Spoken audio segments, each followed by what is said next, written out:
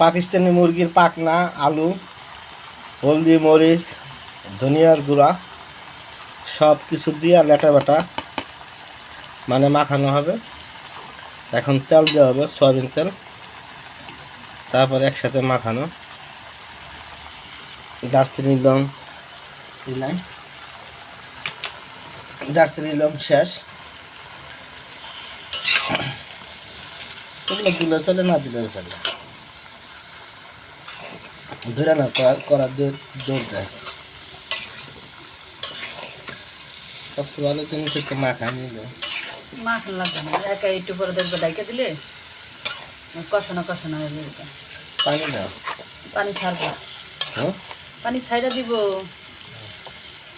আচ্ছা দেখি।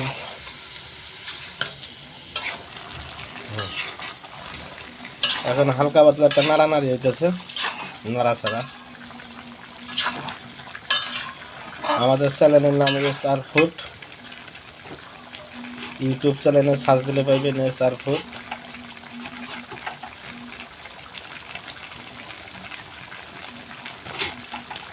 কার কার এই ঠ্যাং মাথা পাখনা ভালো লাগে অবশ্যই বলবেন কমেন্টে।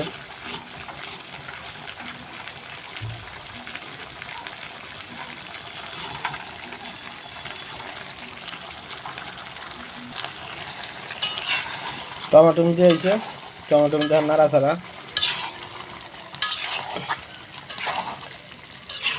নাড়াচাড়া দিয়ে আবার কষানো হবে। এগুলো সকালবেলা রুটিতে খাইতে মজা লাগে, গরম গরম রুটি, গরম গরম তরকারি গরম থাকবো, খাইতে ভালোই লাগে।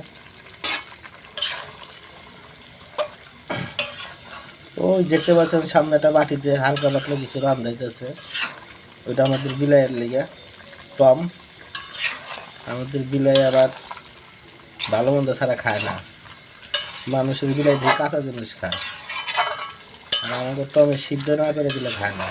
অবশ্য ভালো আছে ভদ্রলোক। পানি দিয়ে দাও,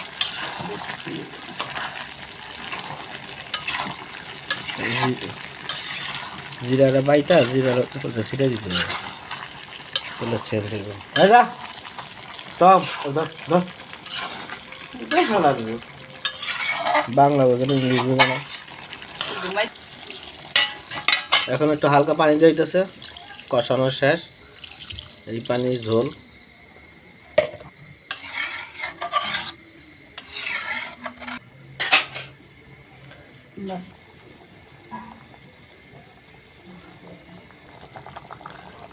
এখন জিরার গুঁড়া দিয়ে দিতেছে, দেখতে পাচ্ছেন জিরার গুঁড়া দিলে অনেক সেন্ট হয়, ভালো লাগে। আজকের ভিডিওটা এই পর্যন্ত শেষ। আপনারা সবাই ভালো থাকুন, সুস্থ থাকুন, দেখবেন আর কমেন্ট করবেন, শেয়ার করবেন। আল্লাহ হাফেজ।